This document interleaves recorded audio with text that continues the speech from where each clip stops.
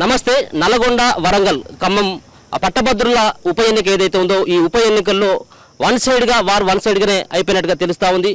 Congress party అభ్యర్థి తీన్మార్ మల్లన్నకి ఏకపక్షంగా ఉన్నటువంటి ఓటర్లంతా అదే తీర్పును ఒక పక్కన 1,00,000 ఓట్ల మెజార్టీతో గెలుస్తాడన్నటువంటి అభిప్రాయాన్ని చాలా మంది ఓట్లేసినటువంటి వాళ్ళు వ్యక్తం చేస్తూ ఉన్నారు. ఇటీవల కేటీఆర్ చేసినటువంటి వ్యాఖ్యలు ఏవైతే ఉన్నాయో ఓయూ కేయూ విద్యార్థులను అవమానిస్తూ వాళ్ళను పల్లి బఠానీలు, మరో పక్కన బీఆర్ఎస్ పార్టీకి సంబంధించినటువంటి అభ్యర్థిని బిడ్స్ బిలానిగా పోల్చుతూ వాళ్ళను అవమానించిందన్నటువంటి కోపంతో కూడా రగిలిపోతారు. కొంతమంది ఓటర్లతో కూడా మాట్లాడేటువంటి ప్రయత్నం చేద్దాం. మనం ప్రజెంట్ వరంగల్ జిల్లాలో ఉన్నాం.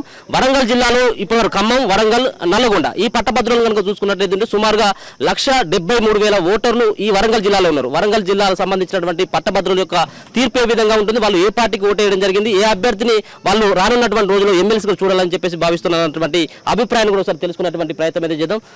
చెప్పండి, ఈ రోజు జరిగేటువంటి ఉప ఎన్నికల్లో మీరు ఏ పార్టీకి ఓటేయడం జరిగింది?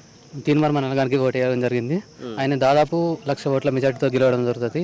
ఏంటంటే కేటీఆర్ గారు చేశారు కదా, కేటీఆర్ గారు చేసిన వ్యాఖ్యలకు మేము కొద్దిగా ఖండిస్తూ ఇతనికి ఓటు వేయడం జరిగింది. 1,00,000 మెజార్టీతో ఖచ్చితంగా గెలుస్తాడు. ఎందుకు కాంగ్రెస్ పార్టీ అభ్యర్థి తీన్మార్ మల్లన్న కావాలనుకుంటా ఉన్నారు మీరు?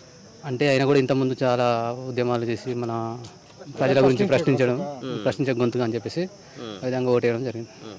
మీరు అంటే కాంగ్రెస్ పార్టీకి సంబంధించినటువంటి కార్యకర్తలే మీరు ఏమన్నా? అంటే ఇక్కడ పార్టీ చూడలేదు, మేము అభ్యర్థి పరంగా మాత్రం అతనికి చేసాం. ఓకే, గెలుస్తారన్నట్టు నమ్మకం? ఖచ్చితంగా గెలుస్తాడు. 1,00,000 మెజార్టీ వస్తుంది ఖచ్చితంగా. బీఆర్ఎస్ పార్టీ, బీజేపీ పార్టీ, ఈ రెండు పార్టీలు మాత్రం ఇక్కడ ఇంతవరకు కనపడలేదు. ఇక్కడ వారు వన్ సైడ్ అయిందని చెప్పేసి చెప్పాలి. అంతే, గెలుస్తాడన్నట్టు ఖచ్చితంగా గెలుస్తాడు. మీరేమని చెప్తారు? ఏ పార్టీకి వేసిన ఓటు? మేము కాంగ్రెస్ పార్టీకి తీన్మార్ మల్లన్నకు వేసినాం. ఖచ్చితంగా 1,00,000 మెజార్టీతోనే తీన్మార్ మల్లన్న గెలుస్తాడు పక్క. ఇక్కడ బీఆర్ఎస్ కానీ బీజేపీ కానీ ఎవరు కూడా ఇక్కడ ఇక పోటీ అనేది తీన్మార్ మల్లన్నకు అసలు లేదు. తీన్మార్ మల్లన్న పక్కా విజయం. తీన్మార్ మల్లన్న ప్రశ్నించే గొంతుగా ప్రజల పక్షాన పోరాడుతాడు, ప్రజలతోనే మమకమై ఉంటాడు. కాబట్టి తీన్మార్ మల్లన్నకు కంపల్సరీ మా ఓయూ విద్యార్థులను కూడా కేటీఆర్ గారు అవమానించినట్టు మాట్లాడిండు, పల్లి బఠానీలా అని.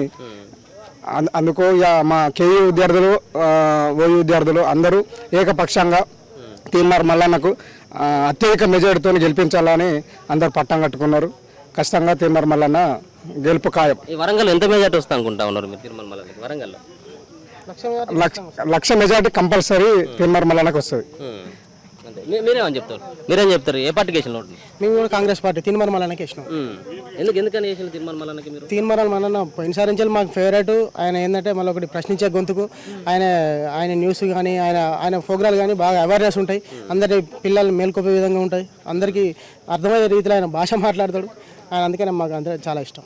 ఒక పక్కన ప్రభుత్వంలో ఉన్నటువంటి వ్యక్తి ప్రశ్నించడం అన్నటువంటి కొన్ని విమర్శలు ఎదురవుతూ ఉన్నాయి. ఆయనకు ఏ విధంగా మళ్ళీ ప్రశ్నిస్తారు అనుకుంటా ఉన్నాం? అర్థం కాలేదు. అంటే ప్రశ్నించేటువంటి ఆ వ్యక్తి అంటే ప్రతిపక్షంలో ఉన్నప్పుడు ప్రశ్నించండి, ఇప్పుడు అధికార పక్షం నుంచి కూడా పోటీ చేస్తా ఉన్నాడు కదా, ఇప్పుడు ప్రశ్నించేటువంటి ఆయన మొదటి నుంచి ఆయన అనేది నేను ఎటుపక్కున్నా నిరుద్యోగుల పట్ల ప్రజల పట్ల నేను ఖచ్చితంగా పోరాడతానని చెప్తున్నాను. కాబట్టి అసలు పోరాడే వ్యక్తి మన సైడ్ ఉంటే మాత్రం మనకు మేలు జరుగుతుందనే కదా.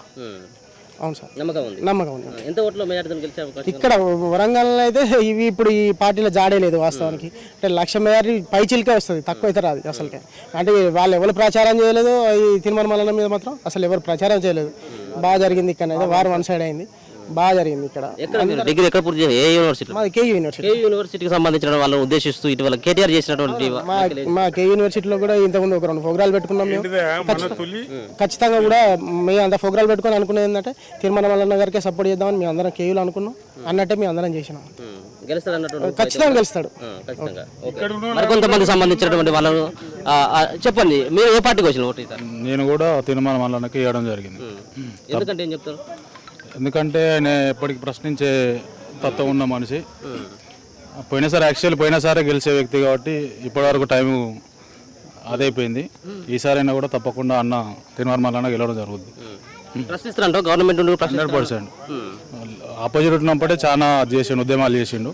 ఇప్పుడు ఇంకా గవర్నమెంట్లో ఉండి ఏం కావాలన్నా కూడా ఆయన తేవడానికి సిద్ధంగా ఉంటాడు. మళ్ళీ ఇంకా ఉన్నటువంటి ప్రతిపక్ష party BJP party and BRS party ఈ పార్టీల పరిస్థితి ఏంది? ఇక్కడ వాటి ఊస అయితే కనబడట్లేదు.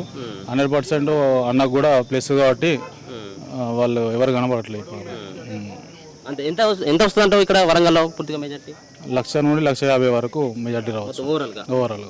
ఓకే, మీరేమని చెప్తారు? ఏ పార్టీకి వేసిన ఓటు? కాంగ్రెస్ పార్టీ తీన్మార్ మల్లన్నకి ఇష్టం. ప్రశ్నించే గొంతుగా తీన్మార్ మల్లన్నకు ఓటేసినాం. ఈసారి ప్రశ్నించేటువంటి అవకాశం ఉంటుందంట ప్రభుత్వంలో ఉండి మల్లన్న గారు? ప్రశ్నిస్తాడు, అధికారంలో లేనప్పుడే ప్రశ్నించడు. ఇప్పుడు వీళ్ళకు కూడా మనకు ఉద్యోగాల గురించి అడుగుతా అని చెప్పి మాట్లాడిండు. ఇప్పుడు ఆ ఉద్యోగాలు కూడా భర్తీ చేసేందుకు కూడా మాట్లాడతాడు.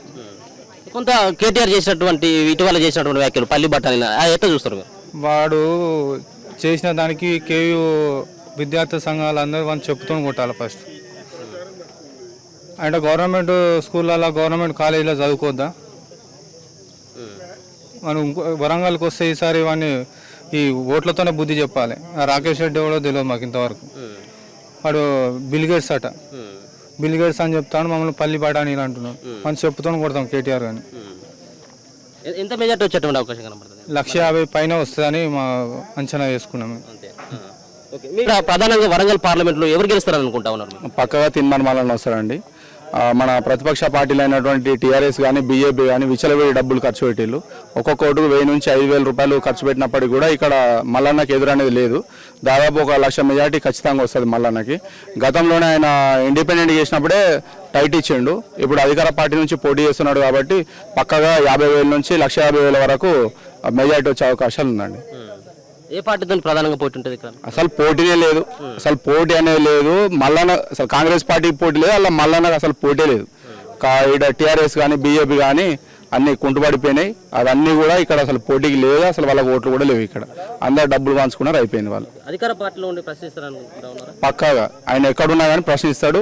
ఆయన ప్రజల పక్షం కాబట్టి ఆయనకు పక్కాగా మద్దతు ఉంటుంది, ప్రజల మద్దతు పక్కాగా ఉంటుంది. Thank you.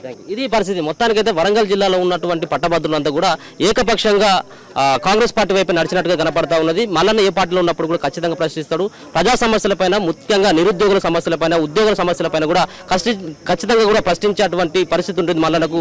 మా ఓటు పూర్తి స్థాయిలో కూడా మల్లన్నకి వేయడం జరిగింది. కాంగ్రెస్ పార్టీలో అధికార పక్షంలో ఉన్నటువంటి పార్టీ కాంగ్రెస్ పార్టీ కాబట్టి కాంగ్రెస్ పార్టీ నుంచే పోటీ చేసినటువంటి మల్లన్నకి ఖచ్చితంగా 100% కూడా అవకాశం ఉండేటువంటి అవకాశం ఉంటుందని చెప్పేసి ఇక్కడ అందరికీ అయితే చెప్తాను. మనం కూడా గ్రౌండ్ లెవెల్లో చూసినట్టయితే ఖచ్చితంగా వార్ వన్ సైడ్ గానే కనబడతా ఉన్నది. వరంగల్ జిల్లాలో కొంత టైట్ అయినటువంటి పరిస్థితి ఉందని చెప్పేసి మొదలుగా భావించినప్పుడు కూడా చివరి నిమిషానికి వచ్చినట్టయితే అక్కడ కేటీఆర్ చేసినటువంటి వ్యాఖ్యలు ఏవైతే ఉన్నాయో ఇక్కడ ఉన్నటువంటి కేయూ ఓయూ ప్రభుత్వం సంబంధించినటువంటి విశ్వవిద్యాలయాలు చదివినటువంటి వాళ్ళందరినీ కూడా అవమానించేటువంటి తీరుగా పల్లి బఠానీలుగా అవమానించినటువంటి ఏవైతే మాటలున్నాయో అవి చివరి నిమిషంలో ఖచ్చితంగా బీఆర్ఎస్ పార్టీని దెబ్బకొట్టడం జరిగిందని చెప్పేసి చెప్పుకోవచ్చు. మరో పక్కన బీజేపీ పార్టీ కొంత ఎక్కడ కూడా ప్రభావం చూపలేదు. ముఖ్యంగా ఈ 3 జిల్లాల్లో కూడా ఇక్కడ కూడా ప్రభావం చూపినటువంటి పరిస్థితి కనపడలేదు. కాబట్టి ఖచ్చితంగా మల్లన్నకు ఛాన్సెస్ అయితే ఖచ్చితంగా 80% గెలిచేటువంటి అవకాశాలు అయితే స్పష్టంగా కనబడతా ఉన్నాయి.